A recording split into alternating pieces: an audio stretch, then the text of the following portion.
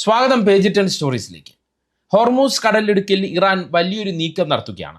ട്രംപിന്റെ എല്ലാ മുന്നറിയിപ്പുകളെയും അവഗണിച്ചാണ് ഇറാൻ മുന്നോട്ട് പോകുന്നത്. അമേരിക്കയുടെ USS എബ്രഹാം ലിങ്കൻ കപ്പലിന്റെ തൊട്ടടുത്താണ് കൃത്യമായ ലക്ഷ്യങ്ങൾ മുൻനിർത്തി ഇറാന്റെ കരുത്തുറ്റ നീക്കം നടക്കാൻ പോകുന്നത്. അതാണ് ഈ വീഡിയോ കൈകാര്യം ചെയ്യുന്ന പ്രധാനപ്പെട്ട കാര്യം.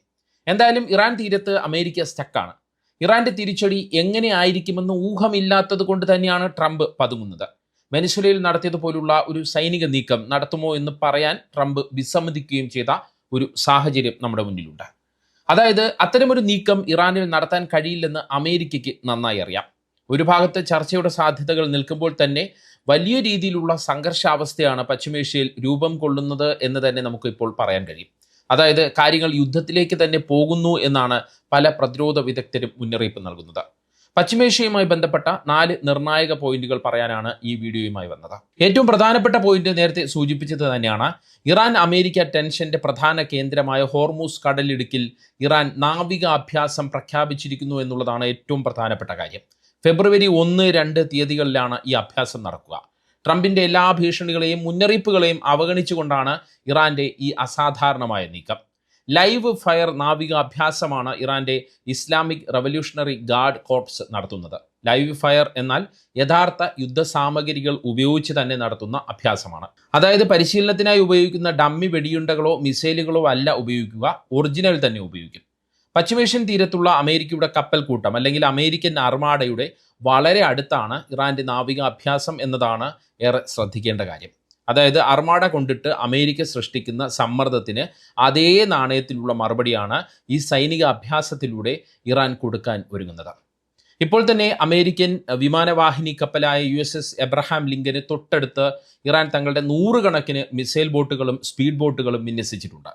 ഒമാൻ കടലിലും അറബിക്കടലിലുമായി നിലയുറപ്പിച്ചിട്ടുള്ള അമേരിക്കൻ കപ്പൽപ്പടയ്ക്ക് ഭീഷണി എന്നുള്ള നിലയിൽ അന്താരാഷ്ട്ര കപ്പൽപാതകൾ കൂടി ഉൾപ്പെടുന്ന മേഖലയിലാണ് ഇറാൻ ഈ നാവിക അഭ്യാസം അല്ലെങ്കിൽ ഈ അഭ്യാസം നടത്താൻ ഒരുങ്ങുന്നത് എന്നതും ഏറെ ഗൗരവകരമായ കാര്യമാണ്.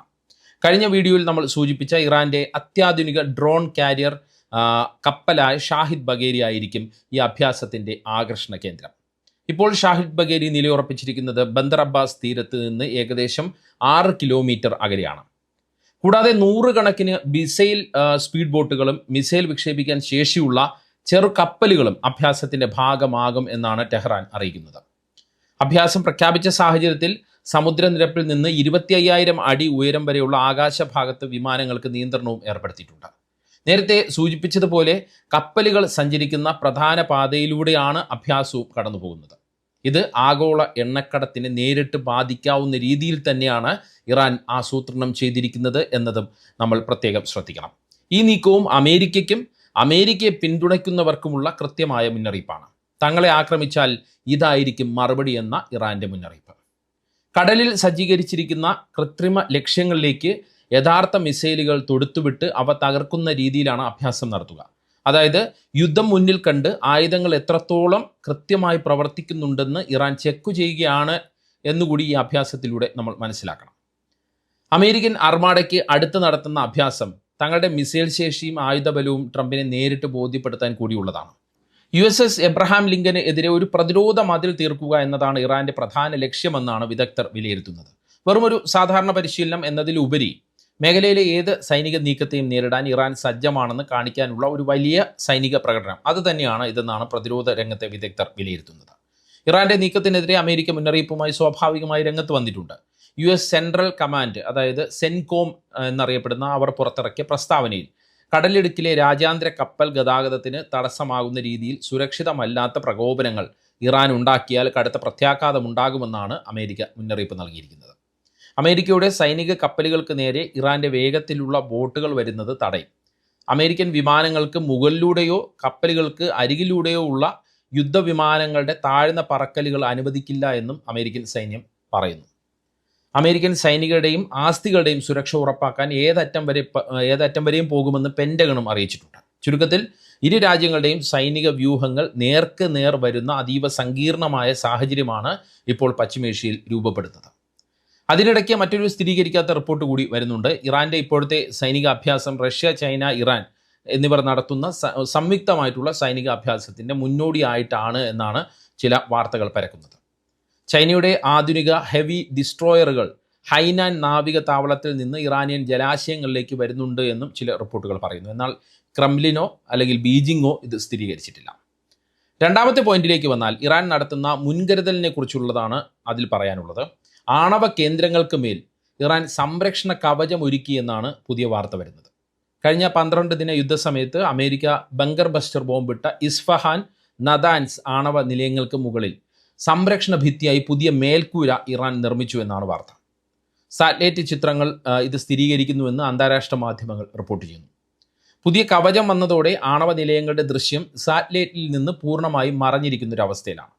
മാത്രമല്ല, നേരത്തെ ചെയ്തതുപോലെ ഇവിടെ ഉണ്ടായിരുന്ന സമ്പുഷ്ടീകരിച്ച യുറേനിയം അവിടെ നിന്ന് മാറ്റിയെന്നും റിപ്പോർട്ടുകൾ പറയുന്നു. മാത്രമല്ല, തലേഖാൻ 2 എന്ന സ്ഥലത്ത് അത്യുഗ്രശേഷിയുള്ള ആണവായുധം ഇറാൻ നിർമ്മിച്ചുവെന്നും ബാലിസ്റ്റിക് മിസൈൽ പദ്ധതി ഇറാൻ പുനരാരംഭിച്ചുവെന്നും സാറ്റലൈറ്റ് ചിത്രങ്ങളെ മുൻനിർത്തി രാജ്യാന്തര വാർത്താ ഏജൻസികൾ പറയുന്നു. എന്തായാലും ഹോർമൂസിൽ സൈനിക അഭ്യാസം നടത്തിയും ആണവ നിലയങ്ങൾക്ക് സംരക്ഷണം ഒരുക്കിയും ഇറാൻ കൃത്യമായ മുന്നൊരുക്കങ്ങളാണ് നടത്തിവരുന്നത്. ഇറാന്റെ ഈ നീക്കങ്ങളിൽ ട്രംപ് പ്രകോപിതനാണ് എന്നാണ് റിപ്പോർട്ട്. ഇറാൻ ചർച്ചകൾക്ക് തയ്യാറായില്ല എങ്കിൽ ആവശ്യമായ വേഗത്തിലും ശക്തവുമായ സൈനിക നടപടി സ്വീകരിക്കുമെന്നാണ് ട്രംപ് വീണ്ടും ഭീഷണി മുഴക്കുന്നത്. അമേരിക്കൻ അർമാഡയുടെ വലിപ്പം മനസ്സിലാകുമ്പോൾ ഇറാൻ ചർച്ചകൾക്ക് തയ്യാറാകുമെന്നാണ് ട്രംപ് ആവർത്തിക്കുന്നത്. ഇറാനുമായി കരാറിലെത്താൻ കഴിയുമെന്ന ആത്മവിശ്വാസവും ട്രംപ് പ്രകടിപ്പിക്കുന്നു. വെനസ്വേലയിൽ സ്വീകരിച്ച സൈനിക നടപടി ഇറാനിൽ സ്വീകരിക്കുമോ എന്ന ചോദ്യത്തിനോട് ട്രംപ് പ്രതികരിക്കാനും തയ്യാറായിട്ടില്ല. സൈനികമായ കാര്യങ്ങളെക്കുറിച്ച് സംസാരിക്കാൻ ആഗ്രഹിക്കുന്നില്ല എന്നാണ് ഇതിനെക്കുറിച്ച് ട്രംപ് മറുപടി പറഞ്ഞത്. എന്നാൽ ഇറാനെതിരെ സൈനിക നടപടി ഒഴിവാക്കാനാണ് താൻ ഉദ്ദേശിക്കുന്നതെന്നും ട്രംപ് പറയുന്നു. മറ്റൊരു പ്രധാനപ്പെട്ട പോയിന്റ്, ഇറാൻ അമേരിക്ക സംഘർഷവുമായി ബന്ധപ്പെട്ട് തുർക്കി മധ്യസ്ഥ റോളിലേക്ക് രംഗത്തെത്തി എന്നുള്ള കാര്യമാണ്. അറബ് രാജ്യങ്ങൾക്ക് പുറമെ തുർക്കി കൂടി മധ്യസ്ഥ റോളിലേക്ക് വന്നു എന്നുള്ളത് വളരെ പ്രധാനപ്പെട്ട ഒരു കാര്യമാണ്. ഇറാൻ വിദേശകാര്യമന്ത്രി അബ്ബാസ് അരാക്ചി തുർക്കിയിലെത്തി ചർച്ച നടത്തുകയും ചെയ്തു. അമേരിക്കയുമായി ചർച്ചയ്ക്ക് തയ്യാറാണെന്ന് അബ്ബാസ് അരാക്ചി വീണ്ടും വ്യക്തമാക്കി. പക്ഷേ ചർച്ചകൾ ഭീഷണിയുടെ കീഴിലാകരുത്, മാത്രമല്ല ചർച്ചകൾ ഇറാന്റെ മിസൈൽ പദ്ധതിയെക്കുറിച്ച് മാത്രമാകരുത് എന്നും അറാക്ചി കൃത്യമായി മുന്നറിയിപ്പ് നൽകി.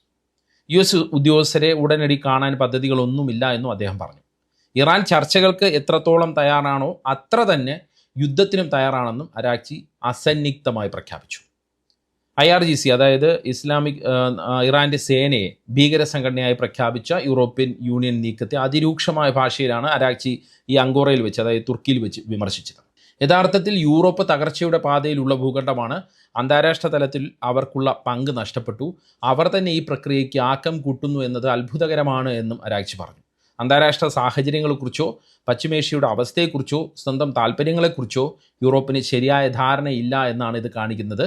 അവർ എടുത്ത തീരുമാനം വലിയൊരു തന്ത്രപരമായ പിഴവാണെന്നും അരാക്ചി വിമർശിച്ചു. ഭാവിയിൽ യൂറോപ്പിലെ സൈന്യത്തെ ടെഹ്റാനും ഭീകരവാദികളായി കാണുമെന്നാണ് ഇറാന്റെ ദേശീയ സുരക്ഷാ കൗൺസിൽ സെക്രട്ടറി അലി ലാറിജാനി പറഞ്ഞത്. ഖത്തർ, ഈജിപ്റ്റ്, UAE, ഒമാൻ, തുർക്കി എന്നീ രാജ്യങ്ങളിലെ വിദേശകാര്യമന്ത്രിയുമായി അരാക്ചി പ്രത്യേകം ഫോൺ സംഭാഷണം തുർക്കിയിൽ നിന്ന് നടത്തി. തങ്ങളുടെ വ്യോമകര സൗകര്യങ്ങൾ ഇറാനെ ആക്രമിക്കാൻ അമേരിക്കയ്ക്ക് ഉപയോഗിക്കാൻ കഴിയില്ലെന്ന് എല്ലാ അറബ് രാജ്യങ്ങളും അരാക്ചിക്ക് ഉറപ്പ് വീണ്ടും നൽകി. പക്ഷേ ഇത് എത്രത്തോളം സാധ്യമാകുമെന്ന് ഉറപ്പില്ല എന്നാണ് നമുക്ക് പൊതുവെ വിലയിരുത്താൻ കഴിയുക. കാരണം അമേരിക്ക വലിയ സമ്മർദ്ദം ചെലുത്തിയാൽ അറബ് രാജ്യങ്ങളുടെ എല്ലാം മനസ്സ് മാറാൻ തന്നെയാണ് സാധ്യത, അല്ലെങ്കിൽ അവരുടെ എതിർപ്പ് അവസാനിക്കാൻ തന്നെയാണ് സാധ്യത, അല്ലെങ്കിൽ അമേരിക്ക അവരുടെ എതിർപ്പ് അവഗണിച്ച് മുന്നോട്ട് പോകാൻ തന്നെയാണ് സാധ്യത. എന്തായാലും അറബ് രാജ്യങ്ങളും സമവായ നീക്കങ്ങൾ തുടരുന്നുണ്ട്. പക്ഷേ അത് ഫലവത്താകുന്ന ഒരു സൂചനയും ഇപ്പോഴില്ല. അതായത് നമ്മൾ പറയുമ്പോൾ പശ്ചിമേഷ്യയിൽ എപ്പോൾ വേണമെങ്കിലും യുദ്ധം പൊട്ടിപ്പുറപ്പെടും എന്ന സ്ഥിതിയാണ് നിലവിലുള്ളത്. അങ്ങനെ ഉണ്ടാകാതിരിക്കട്ടെ എന്ന് നമുക്ക് വീണ്ടും പ്രത്യാശിക്കാം. എന്താണ് ഈ വിഷയത്തിൽ നിങ്ങളുടെ അഭിപ്രായം? കമൻറ്റ് ചെയ്യുക. വാട്സപ്പിൽ പേജ് 10 സ്റ്റോറീസ് വീഡിയോകൾ കിട്ടാൻ കമൻറ്റ് ബോക്സിലുള്ള ലിങ്കുകൾ ക്ലിക്ക് ചെയ്യുക. വാട്സപ്പ് ചാനലിലോ വാട്സപ്പ് ഗ്രൂപ്പിലോ അംഗമാകാം. നന്ദി, നമസ്കാരം.